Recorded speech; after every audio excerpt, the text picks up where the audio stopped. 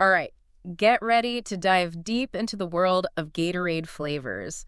We're going to be looking at a top 10 list today Yeah. from the Top 10's website, and it's full of like opinions, from people who really love their Gatorade. Oh, yeah. So maybe you're a Gatorade fan too, Hmm. or maybe you're just kind of curious about why people get so passionate about these flavors, right? Right.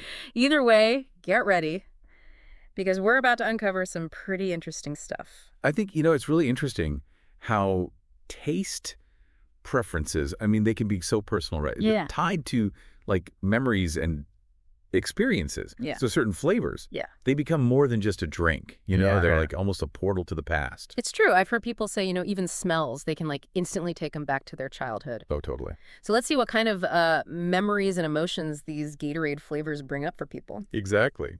All right, kicking off the top 10 list, we have Glacier Freeze.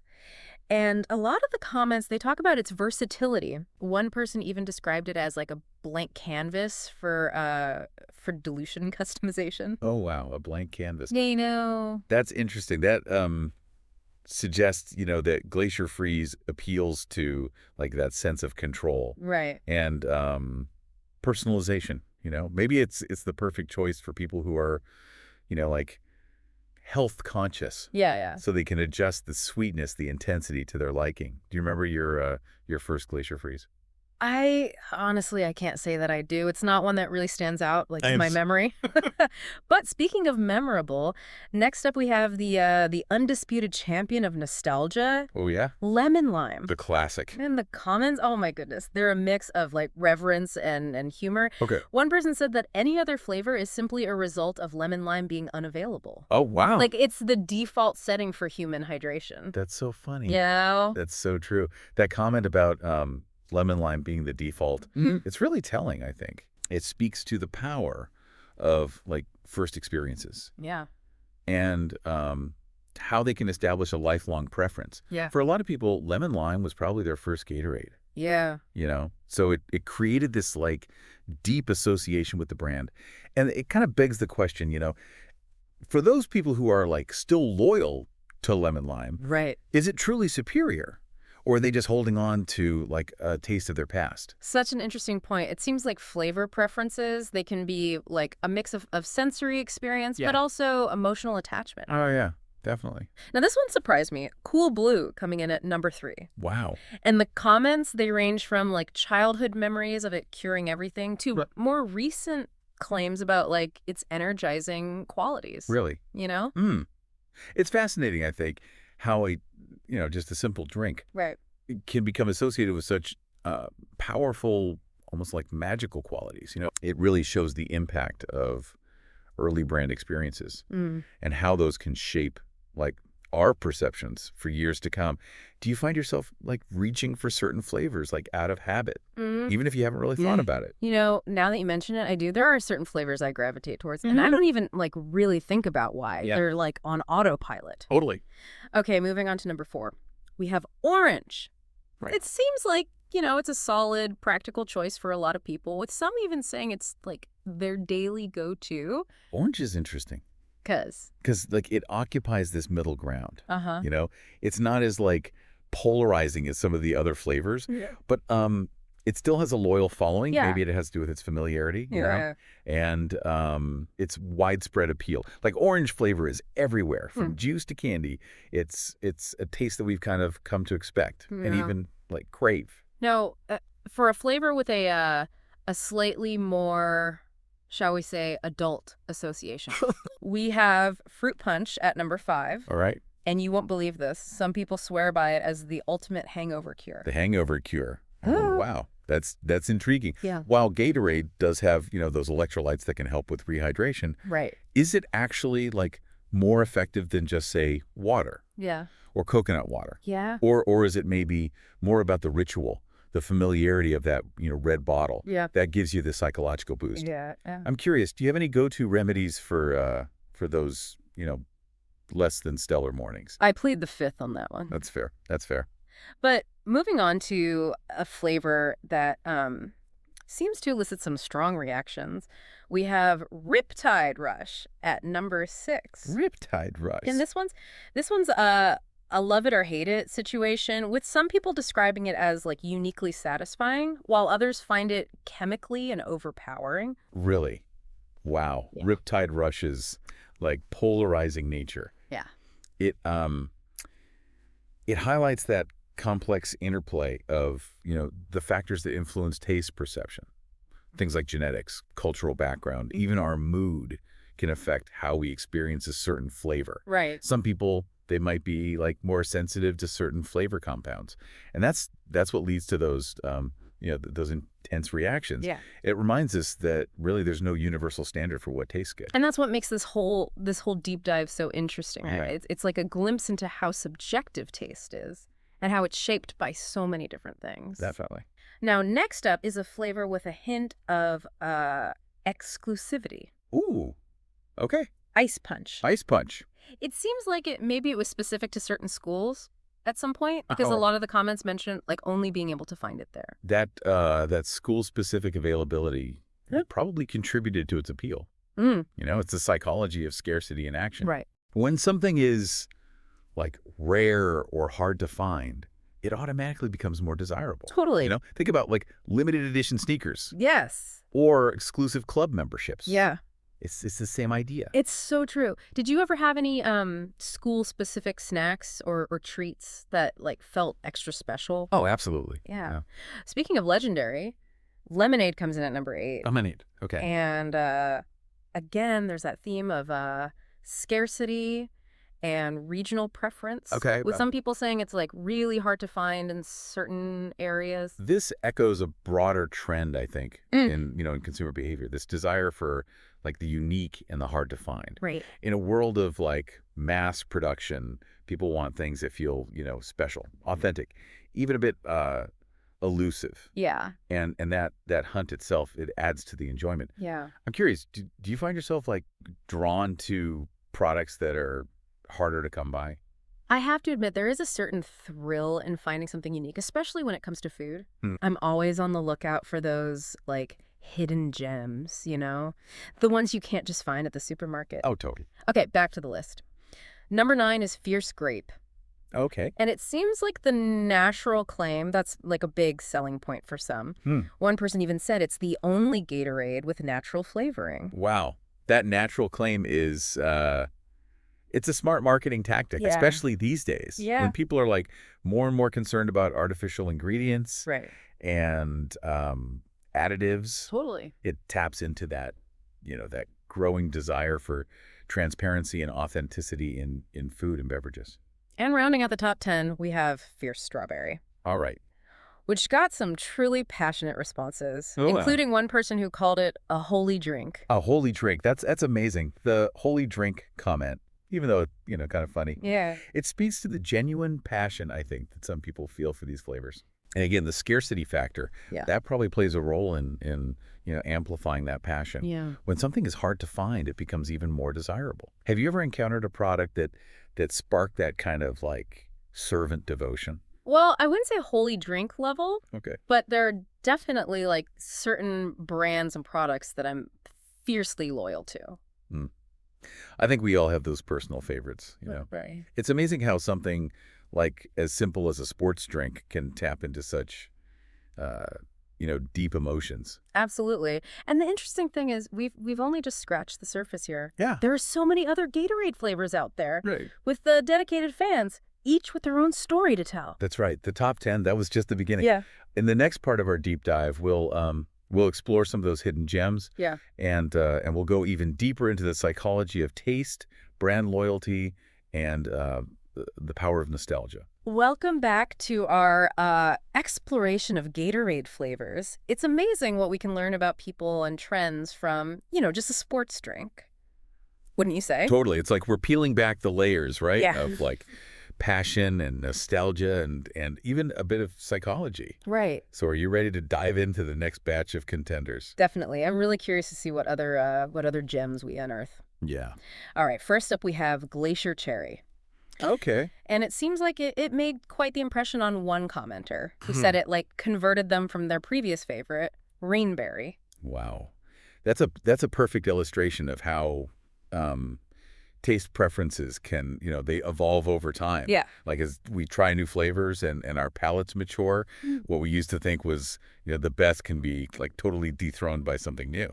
That's so true. It makes me wonder, have any of your long-held favorites ever been like challenged by a newcomer? Oh, absolutely. Yeah. Yeah. Like my taste in coffee has totally changed over the years. Yeah. What I used to find, like bitter and overpowering now seems like smooth and nuanced. Interesting. Yeah. Speaking of nuanced, let's talk about lime cucumber. Okay. One commenter actually suggested using it as a mixer for vodka Oh, wow. and even provided a specific recipe. Really? That's amazing. It shows how, um, you know, how people are getting creative. Yeah. With these drinks, Right. like blurring the lines between a sports drink and a cocktail. Right. It reminds us that, people aren't just passive consumers, they're active agents Right. who adapt and personalize things to fit their own lifestyle, their preferences. Yeah, I think that's so cool. People are always finding new and unexpected ways to use products, Totally. which is part of what makes, this whole exploration so fascinating. Yeah, exactly. Now, for a bit of a sad story, we have grape. Oh. Apparently, a lot of people are having a hard time finding like regular grape, Mhm. and they're not happy about having to like settle for fierce grape. Interesting. This preference for the original, the like fierce variation, Mm-hmm. it speaks to that to the power of nostalgia Mm-hmm. and that desire for authenticity. Right. There's that feeling that the original has, it's a certain purity, a simplicity Yeah. that maybe the later versions just they don't have. Yeah. It makes you wonder, you know, if companies risk alienating their loyal fans when they change those classic formulas. Yeah. That's a really good point. It's like the difference between, classic Coca-Cola and all the new flavors that they keep coming out with. Sometimes you just want that original taste, the one you grew up with. Exactly. Exactly. Speaking of discontinued favorites, raspberry lemonade seems to have met an untimely demise, Oh, no. leaving some fans feeling like lost, searching for a new go-to drink. The discontinuation of those beloved products. It can be tough for people. It's like losing part of your routine. That familiar comfort that's no longer there. It's true. It speaks to that those emotional connections we form with brands and products, Right. and how those can be like severed Yeah. and leave us feeling a sense of loss. I think we've all experienced that disappointment, when a favorite product just disappears from the shelves. Oh yeah. Okay, moving on to a flavor that evokes some warm and fuzzy feelings. We have strawberry. Strawberry. A lot of commenters described it as like a childhood favorite. One person even said it helps them feel better when they're sick. That association with comfort and healing, Yeah. that's fascinating. It suggests that certain flavors can give you that sense of emotional well-being. Right. Maybe it's linked to like positive memories, Yep. or associations. Yeah. It reminds me of the idea of comfort food Oh, yeah. and how certain dishes can, evoke those feelings of nostalgia and security. I definitely have my comfort foods that I turn to when I'm feeling down. A warm bowl of soup. Or a slice of my mom's apple pie can do wonders for my mood. Totally. Now, for a flavor that sparks some intense pregnancy cravings, we have strawberry kiwi. Oh, wow.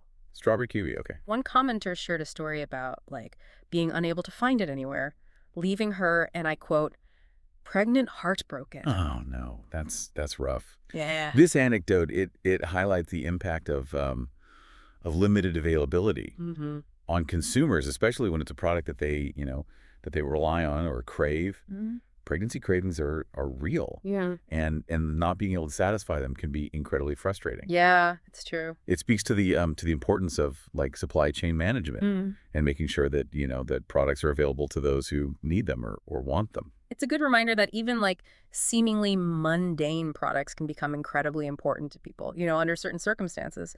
Now, for another blast from the past, we have watermelon. Watermelon. Several commenters said they haven't seen it in years, but that it was their absolute favorite, especially when partially frozen. Ah, the slushy effect.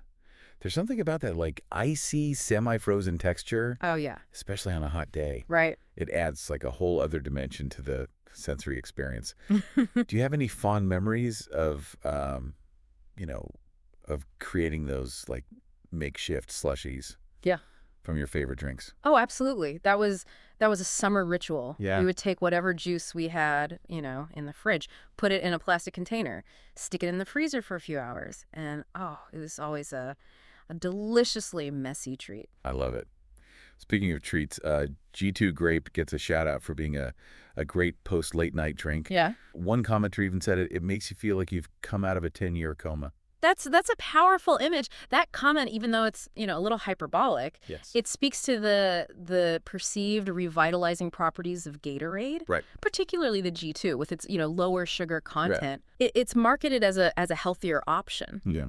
which appeals to people who want the hydration benefits, but without, the added guilt. Makes sense. And for our final contender in this round, we have Citrus Cooler. Citrus Cooler. Another discontinued flavor that has sparked a lot of nostalgia.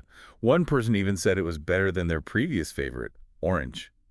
Wow. This fierce loyalty to Citrus Cooler, even though it's gone. Right. It speaks to the enduring power of taste memory. Yeah. Sometimes a flavor can leave such a lasting impression that it becomes almost like mythical in its appeal, and we long for it. We romanticize it. And no other flavor can quite, compare. That's so true. It's like the taste becomes like intertwined with a specific time and place, Right. evoking memories and emotions that are, that are really hard to replicate. We've covered a lot of ground here, but there are still a few more flavors out there with devoted fans to explore. There are. Are you ready for the final round? Let's do it. I'm eager to see what other hidden gems we find in this flavor-filled adventure. Welcome back to the final part of our Gatorade flavored deep dive. Yeah. We've explored, everything from lemon lime and like the nostalgia it brings up to the holy drink status of fierce strawberry. It's been quite the journey, hasn't it? It really has. So, as we kind of wrap up this exploration, Yeah. what are some of the key takeaways? What should our listener be thinking about? Well, I think this deep dive has shown us like how complex something as simple as a sports drink can be. Right? We don't often think about the role that taste plays in our lives, but Yeah. it's really powerful. It shapes our preferences, our memories, even our sense of like who we are. It's true. I mean, we saw how certain flavors can like take people right back to their childhood or Yeah. give them comfort when they're stressed or sick. Totally. Like it's like each flavor has like a story to tell. Each flavor has its own story, absolutely. And those stories are like all mixed up with our personal experiences, cultural influences, even marketing messages, Right. We're not just like responding to the chemicals in the drink. We're reacting to a whole bunch of associations and emotions. We also saw how scarcity and exclusivity can like really make people want something even more. Oh, yeah. Remember like the heartbreak over discontinued flavors Well, like Blackberry Wave, yeah. Citrus Cooler? That's a perfect example of how our brains are wired to like want things that are hard to get. Yeah. Like it's that same thing that makes people go crazy for limited edition sneakers. Yeah. Or, exclusive club memberships. And let's not forget about like the power of marketing and branding, Yeah. in shaping how we see these flavors. Oh, for sure. From like the natural claims of Fierce Grape to, G2 Grape being the friendly drink, companies are always trying to get our attention, our loyalty. Yeah. They're telling stories, creating personalities for their products. And really tapping into our emotions to try to create like a lasting connection with us. And it works, clearly. It does. So as our listener takes that next sip of Gatorade, what's the one question they should be asking themselves? I think the most important question is, what seemingly ordinary things in your life, hold hidden meaning for you or spark strong feelings? Ooh, I like that. It could be a food, a song, a smell, even a place. It's a good reminder to like really pay attention to those little things, the ones that we don't always notice, but they actually have a big impact on us. By exploring those hidden depths, we can learn more about ourselves and the world around us. Yeah. And who knows, maybe we'll even find a few new holy drinks along the way. This has been such a fun deep dive. It has. And I think it's really made me think about like all the different ways that flavor shapes our lives. Me too. So to our listeners, cheers to your next Gatorade adventure. Cheers.